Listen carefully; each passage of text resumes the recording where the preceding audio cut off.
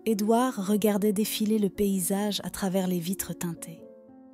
Il s'agissait d'un lieu qu'il n'avait vu que dans des rapports sur les taux de pauvreté et les crises économiques. Des statistiques sur un écran, rien de plus. À leur arrivée, Amara descendit la première, immédiatement accueillie par des bénévoles et des membres de la communauté dont le visage s'illumina en la voyant. Elle appartenait à cet endroit, comprit Edward. Elle évoluait dans cet espace avec une assurance naturelle, appelant les gens par leur prénom, leur demandant des nouvelles de leur famille, de leurs difficultés, de leurs petites victoires. Edward la suivit, se sentant étranger dans son costume impeccable et ses chaussures hors de prix. Les regards se tournèrent vers lui dès qu'il entra, certains empreints de curiosité, d'autres de scepticisme silencieux. Il n'avait jamais été un outsider auparavant. Amara le guida à travers le centre, lui montrant le stock alimentaire, les salles de tutorat, la petite clinique où des médecins bénévoles offraient des soins gratuits. Partout, des gens l'arrêtaient pour remercier Amara, lui dire combien Rise Up avait changé leur vie. Cela le perturba. Edward était habitué à l'influence, à entrer dans une pièce et à attirer l'attention. Mais ici, sa richesse n'avait aucune valeur. Son nom, son pouvoir, rien de tout cela ne comptait. Il n'était qu'un homme debout dans un lieu où la vraie lutte existait. Alors qu'il passait par la salle de tutorat, Amara s'agenouilla près d'un jeune garçon qui peinait sur un exercice de mathématiques. Elle lui parla avec douceur, le guidant avec patience, jusqu'à ce qu'il comprenne et que son visage s'illumine de satisfaction. Edward observa, une sensation inhabituelle lui serrant la poitrine. Elle ne faisait pas cela pour la reconnaissance, ni pour l'argent. Elle le faisait parce qu'elle se souciait vraiment de ces gens. Après 1 heure de visite, Edward finit par poser la question. « Pourquoi fais-tu cela ?» Amara tourna vers lui un regard surpris. « Parce que quelqu'un doit le faire. » Il fronça les sourcils. « Tu pourrais faire autre chose ? Quelque chose de plus lucratif, de plus simple ?» Son expression se durcit. « Plus simple ?» Elle désigna l'ensemble du centre. « Sais-tu combien de personnes dans cette ville se couchent affamées chaque nuit ? Combien d'enfants passent entre les mailles du filet parce que personne n'est là pour les aider ? Je sais ce que c'est que de se battre pour survivre, de se sentir invisible. Et je refuse de détourner le regard quand je sais que je peux agir. » Edward ne trouva rien à répondre. Pour la première fois de sa vie, il n'avait aucun mot. Ils terminèrent la visite en silence, et lorsqu'ils remontèrent dans la voiture pour rentrer, Edward contempla à travers la vitre les gratte-ciels de son monde. Ils lui parurent différents, creux. Ce soir-là, de retour au penthouse, il se servit un verre et se posta près de la fenêtre, contemplant la ville qui s'étendait en contrebas. D'ordinaire, cette vue lui procurait un sentiment de puissance, de contrôle. Mais ce soir, elle lui semblait vide. Amara rentra 1 heure plus tard, posant une boîte de dons sur le comptoir. Elle ne lui prêta pas attention, s'affairant avec la même détermination silencieuse qui la caractérisait toujours. Mais alors, Edward parla. Aujourd'hui était différent. Amara s'arrêta, le regardant. « C'est ta façon de dire que cela t'a mis mal à l'aise ?» Il expira lentement, posant son verre. « Peut-être. » Elle le détailla un instant avant de secouer la tête. « C'est ça le problème avec les bulles de privilège, Edward. Elles t'empêchent de voir la réalité du monde. » Il ne protesta pas. Pour la première fois, il n'en avait pas envie. Il se contenta d'hocher la tête. Et pour Edward Carter, c'était une première. Le changement en Edward était subtil au début, des hésitations dans son ton habituellement assuré, des silences plus longs lorsqu'il aurait autrefois parlé sans la moindre incertitude. Mais s'il y avait bien une chose qu'il détestait, c'était la perte de contrôle. Et pour la première fois, Amara avait bouleversé l'ordre qu'il avait mis des années à établir. Il ne savait pas ce qui l'inquiétait le plus, le fait qu'elle lui résistait sans effort ou le fait que, cette fois-ci, il n'avait pas l'ascendant. Alors, Edward prit une décision. Si Amara ne voulait pas entrer dans son monde de son plein gré, il allait l'y forcer. La première tentative fut déguisée en invitation. « Il y a un gala de charité ce week-end », lança-t-il un soir, alors qu'elle lisait des rapports à la table du salon. « Ce serait bien que tu viennes. » Amara ne leva même pas les yeux. « Bien pour moi ou bien pour ton image ?» Edward esquissa un sourire. « Quelle différence ?» Elle finit par le regarder, impassible. « Je ne fais pas de charité pour l'apparence, Edward. » Sa mâchoire se contracta légèrement. « C'est une opportunité pour toi de nouer des contacts. Il y aura des donateurs capables de financer Rise Up, des millions de dollars en subventions potentielles. Tout ce que tu as à faire, c'est être présente. » Elle soupira, posant enfin ses documents. « Tu crois vraiment que ces gens se soucient de ce que je fais ? Ils se soucient de leur réputation, » admit-il sans détour. « Sers-toi de cela et tu obtiendras ce dont tu as besoin. » Elle secoua la tête. « Je ne joue pas à ce jeu-là. » La patience d'Edward s'effrita légèrement. « Tu te bats pour chaque centime dans ton centre.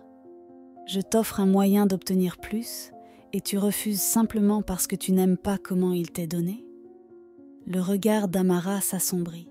« Parce qu'il n'est jamais simplement donné. Il y a toujours un prix. » La conversation en resta là. Le soir du gala, Edward y alla seul. L'événement était exactement comme il l'avait décrit, un spectacle grandiose de richesse déguisée en philanthropie.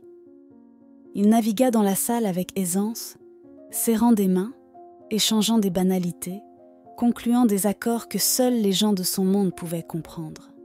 Mais, pour la première fois, il pensa à Amara, à la manière dont elle aurait vu à travers ses sourires fins et ses discours vides de sens, à la façon dont elle aurait dénoncé l'hypocrisie d'une salle remplie de personnes signant des chèques pour les pauvres sans jamais mettre les pieds dans leur quartier. Lorsqu'il rentra tard cette nuit-là, le penthouse était silencieux. Amara dormait déjà, sa porte de chambre soigneusement fermée. Le lendemain matin, elle quitta l'appartement sans un mot. Edward réalisa alors que, malgré tous ses efforts pour contrôler la situation, il n'avait jamais été autant en dehors de sa zone de confort. Leur relation se tendit davantage. Habitué à imposer sa volonté, Edward commença à intervenir dans le travail d'Amara. Il demanda à son équipe financière de passer au peigne fin les comptes de Rise Up. Il organisa des réunions avec de potentiels sponsors sans la consulter. Il engagea même un designer d'intérieur pour redessiner complètement le centre communautaire, persuadé qu'elle en serait reconnaissante. Elle fut furieuse. « Tu n'as pas le droit de prendre des décisions pour mon organisation !»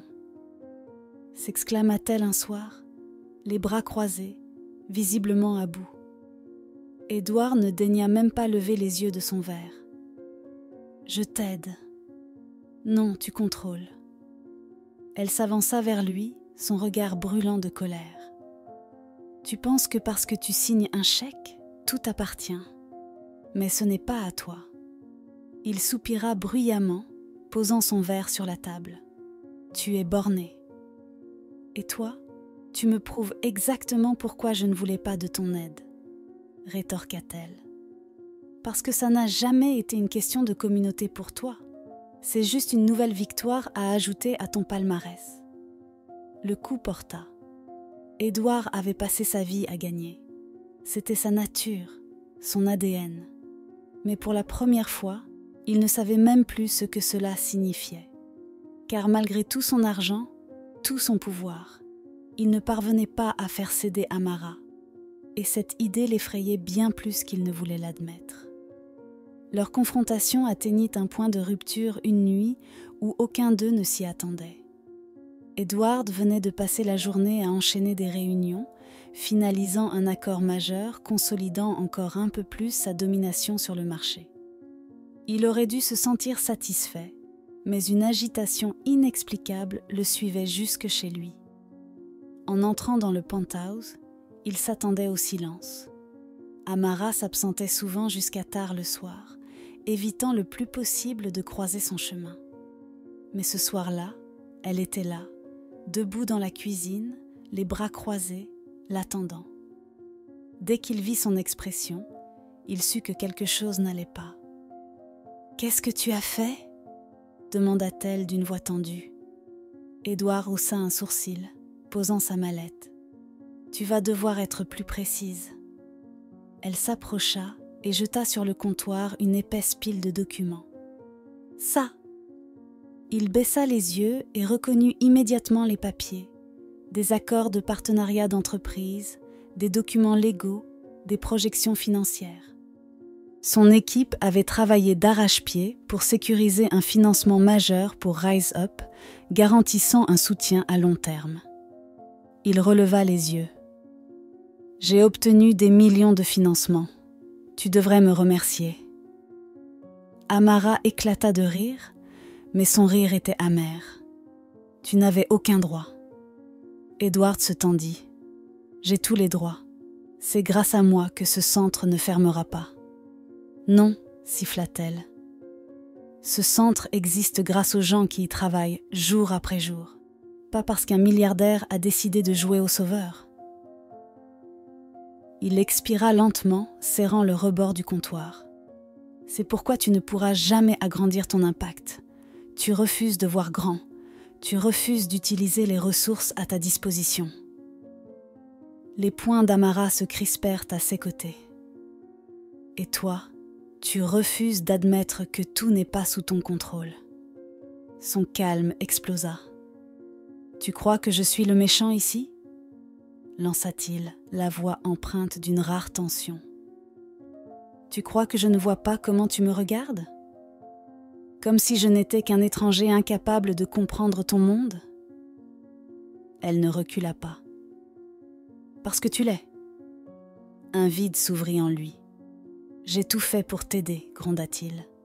Je t'ai donné plus que tu n'aurais jamais pu obtenir seul. » Amara eut un sourire glacial. Et c'est exactement ça le problème. Silence. « Ce n'est pas une question d'argent, Édouard.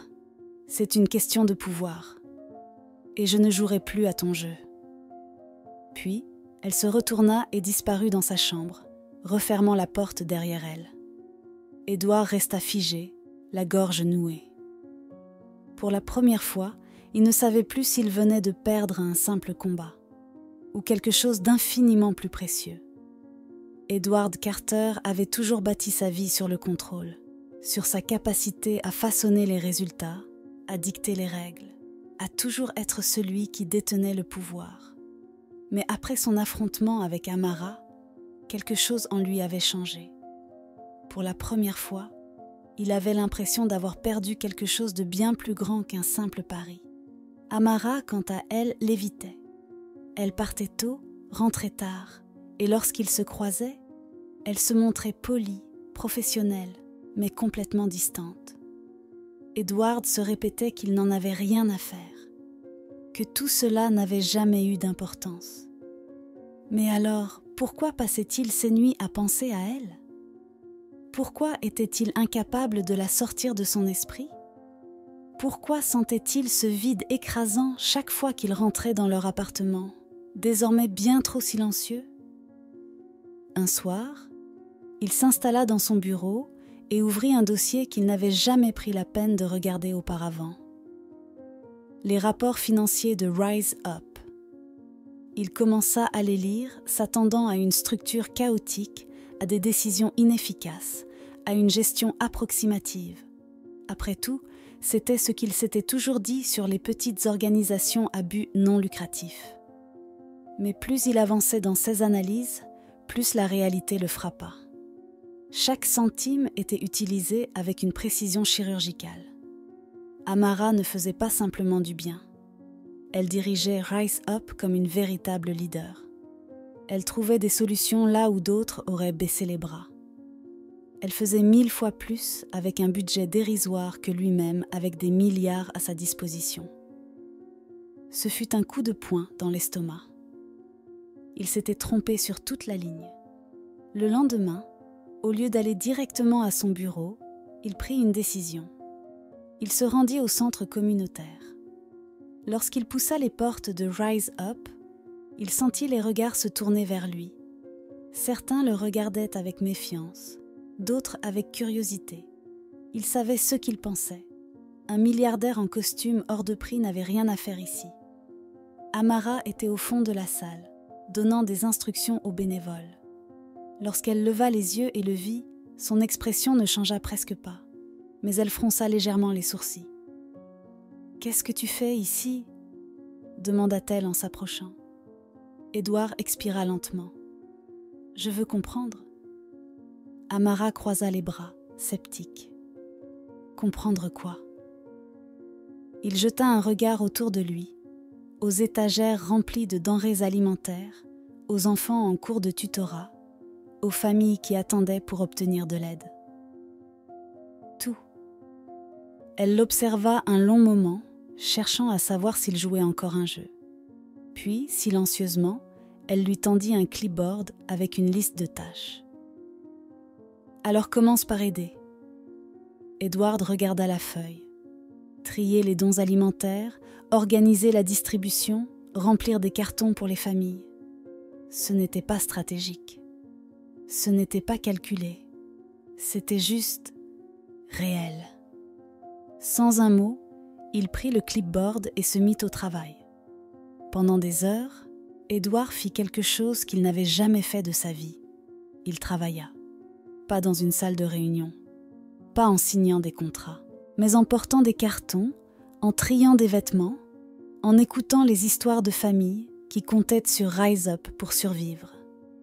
Et, petit à petit, quelque chose changea en lui. Il commença à comprendre ce que représentait réellement le combat d'Amara. Il vit les visages de ceux qu'elle aidait. Il entendit leurs histoires. Et il comprit que son argent n'était pas la seule chose qui comptait. Quand la journée toucha à sa fin, il trouva Amara dans son bureau, encore en train de travailler. Il s'adossa à la porte, croisant les bras. « Merci. » Elle leva un sourcil. « Pourquoi ?» Il hésita un instant, puis haussa légèrement les épaules. « De m'avoir laissé voir ça, de m'avoir donné une chance de comprendre. » Amara le fixa un moment, cherchant à voir s'il était sincère. Puis, lentement, elle hocha la tête. « Comprendre, c'est une chose, Édouard.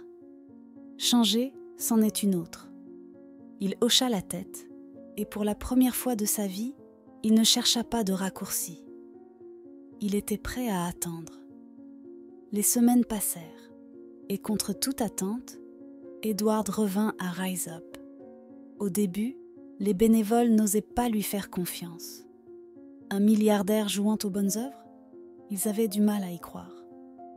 Mais il ne partit pas. Il revint encore et encore. Il porta des cartons. Il tria les stocks. Il servit des repas. Il n'essaya pas de diriger. Il n'imposa pas cette décision. Il écouta. Et, lentement, quelque chose changea. Les gens cessèrent de le voir comme un étranger.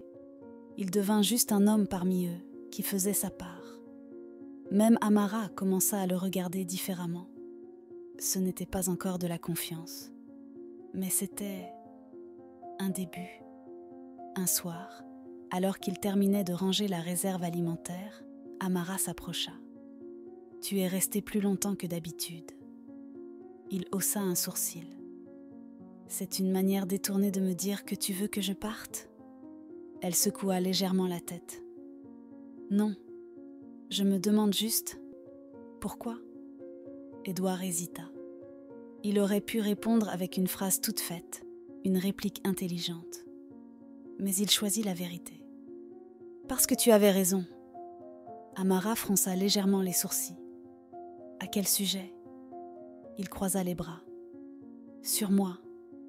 sur ma manière de voir le monde, sur ce que je pensais être important. Elle resta silencieuse. Édouard prit une inspiration. Je ne sais pas si je peux changer, mais j'essaie. Un long silence s'installa entre eux. Puis, contre toute attente, Amara hocha lentement la tête. Alors prouve-le. Il la fixa un instant et sourit. C'est exactement ce que j'ai l'intention de faire. Édouard Carter ne savait pas où tout cela allait le mener.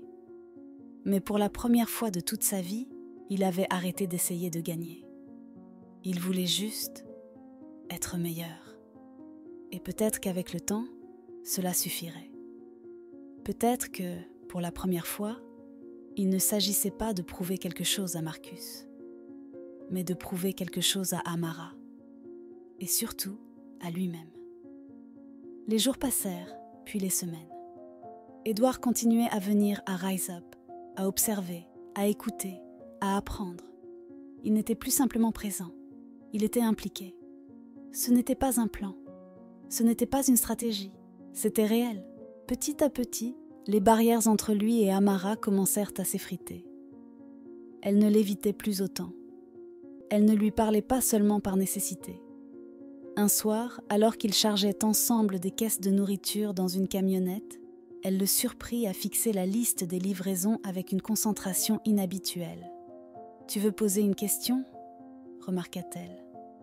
Édouard hésita, puis désigna un quartier sur la carte. « Pourquoi est-ce toujours ici qu'on livre en premier ?» Amara le regarda, comme si elle ne s'attendait pas à ce qu'il s'intéresse réellement à ce genre de détails. « Parce que c'est là que les besoins sont les plus urgents, » répondit-elle. Ce quartier est en plein désert alimentaire. Il n'y a aucune épicerie à moins de plusieurs kilomètres, juste des fast-foods et des supérettes hors de prix.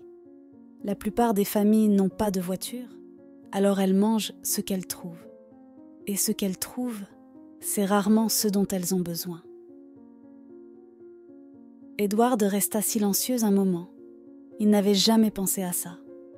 Pour lui, la nourriture était un bien évident. Il n'avait jamais eu à se demander où il allait acheter ses repas, ni s'il pourrait se le permettre. Amara dut voir quelque chose changer dans son expression, car elle ajouta plus doucement : « Les gens pensent souvent que la pauvreté, c'est juste une question d'argent. Mais c'est bien plus que ça. C'est un système entier qui travaille contre ceux qui ont le moins. » Édouard hocha lentement la tête. « Alors comment on le change ?» Cette fois, ce fut au tour d'Amara d'être surprise. Elle le fixa un instant, comme si elle essayait de déterminer s'il était sérieux. Puis, pour la première fois, elle sourit. Un vrai sourire. On commence par s'en soucier. Quelque chose changea ce soir-là. Édouard commença à s'impliquer autrement. Il ne se contentait plus de porter des cartons et de trier des dons. Il commença à analyser les comptes, à chercher comment optimiser les ressources, à comprendre les vrais problèmes structurels derrière les difficultés de Rise Up. Il demanda à Amara de lui expliquer comment les décisions étaient prises. Et elle le fit, sans sarcasme, sans défiance. Pour la première fois, ils travaillaient ensemble. Un soir, en rentrant au penthouse, Édouard retrouva Amara assise dans le salon. Elle feuilletait un dossier, mais son regard était perdu dans le vide. Il s'approcha. « Tu veux en parler ?» Elle hésita, puis lui tendit la feuille qu'elle tenait. Édouard la prit et lut rapidement. Un grand bailleur de fonds s'était retiré. « Cela représente combien de pertes pour le centre ?» demanda-t-il. « Assez pour que l'on doive réduire les services. Moins de repas distribués, moins de programmes éducatifs. » Elle soupira. « On risque de perdre des années de progrès. » Édouard ne réfléchit pas. Il posa la feuille et dit calmement : « Combien il faut ?» Elle releva la tête, le fixant, les sourcils légèrement froncés. « Tu veux écrire un chèque et tout régler d'un coup ?» Il haussa les épaules. « C'est une solution rapide. » Mais Amara secoua la tête. « Ce n'est pas comme ça que ça marche. Ce n'est pas qu'une question d'argent, c'est une question de durabilité, de confiance. Si on accepte ton argent aujourd'hui, qu'est-ce qui empêche un autre investisseur de se retirer demain? Édouard réfléchit un instant, puis sourit légèrement. Alors, trouvons une solution qui ne repose pas uniquement sur moi. Pour la première fois, ils commencèrent à construire ensemble, et c'était différent, vraiment différent. Mais il y avait encore une vérité qu'ils devaient affronter. Un soir, alors qu'il était assis seul dans son bureau, il fixa son verre de whisky sans y toucher. Il pensa à Marcus. Il pensa à leur pari. Pendant des semaines, il avait voulu croire que cela n'avait plus d'importance, que tout cela était devenu réel. Mais la vérité était là. Il ne lui avait jamais dit. Et chaque jour qu'il passait aux côtés d'Amara, chaque sourire, chaque regard qu'elle lui accordait, il sentait la culpabilité le ronger. Il savait ce qu'il devait faire. Il savait aussi que cela pourrait tout détruire. Le lendemain soir, lorsqu'Amara rentra, Édouard l'attendait dans le salon. Il se leva à son entrée, visiblement tendu. Elle le regarda avec méfiance. « Qu'est-ce qu'il y a ?» Il inspira profondément. Pas de mensonge, pas d'excuses, juste la vérité. Quand je t'ai proposé ce mariage, ce n'était pas parce que je voulais vraiment t'aider. Elle se figea. Édouard sentit son cœur s'accélérer, mais il continua. C'était un pari. Silence. Amara le fixa, comme si elle n'avait pas compris. Puis, lentement, ses yeux se rétrécirent. Un pari ? Édouard hocha la tête, sa gorge soudainement sèche. Marcus m'a défié. Il a dit que je vivais dans ma zone de confort, que je choisissais toujours la facilité. Il m'a mis au défi d'épouser quelqu'un qui était l'opposé de ce que j'aurais choisi. Il a mis en jeu 50 millions de dollars. Un éclat de colère et de blessure passa dans les yeux d'Amara. Elle ouvrit la bouche pour parler, mais aucun mot ne vint. Édouard fit un pas en avant. Au début, ce n'était qu'un jeu, mais ça ne l'est plus. Elle recula, comme s'il venait de lui porter un coup, puis doucement, elle secoua la tête. « Je suis un pari pour toi, rien de plus. » « Non. » Il s'approcha, la voix plus forte. « Ce n'est plus vrai, Amara. Je te jure que ce n'est plus vrai. » Mais elle ne l'écoutait plus. Elle le regardait comme si elle ne le reconnaissait pas. Puis, dans un souffle, « Tu as menti. » Il tendit une main vers elle, mais elle fit un pas en arrière. Elle avait les yeux brillants. Mais ce n'était pas de la tristesse, c'était de la trahison. « Je ne peux pas te faire confiance, » souffla-t-elle. Et elle sortit. Édouard resta là, immobile. Pour la première fois, il comprit ce que cela faisait de perdre quelque chose qui comptait vraiment. Et ce soir-là, pour la première fois de sa vie, il ne se sentit pas puissant. Il se sentit seul. Édouard Carter ne regardait jamais en arrière. Il avait bâti son empire en prenant des décisions froides et calculées, en apprenant de ses erreurs, en avançant sans jamais se retourner. Mais cette fois, il ne pouvait pas simplement passer à autre chose. Le vide laissé par Amara n'était pas une perte comme les autres. Ce n'était pas un marché qui s'effondrait, une négociation qui échouait ou un contrat qui tombait à l'eau. C'était elle. Et il savait qu'il venait de tout gâcher. Les jours passèrent, puis les semaines. Amara ne revint pas au penthouse. Elle ne répondit pas à ses appels. Elle ne lui laissa aucune chance d'expliquer davantage. Et Édouard ne pouvait pas lui en vouloir, parce qu'elle avait raison. Il l'avait trahi. Mais ce qu'il ne réalisait pas encore, c'était à quel point cela l'avait aussi changé. Au lieu de chercher à la reconquérir immédiatement, Édouard fit ce qu'il ne faisait jamais. Il prit du recul. Il cessa d'interférer dans le travail de Rise Up. Il arrêta de chercher à tout résoudre avec un chèque. Il se posa une question qu'il ne s'était jamais posée auparavant. Comment puis-je faire mieux, sans attendre quelque chose en retour. Ses premières décisions furent discrètes mais importantes. Il convoqua une réunion avec le conseil d'administration de Carter Enterprise et, à la surprise générale, il annonça une refonte totale des investissements de l'entreprise. Fini les financements purement opportunistes. Fini les partenariats exploitant les communautés vulnérables. Fini les stratégies ne servant qu'à gonfler ses profits. À la place, il lança un nouveau programme.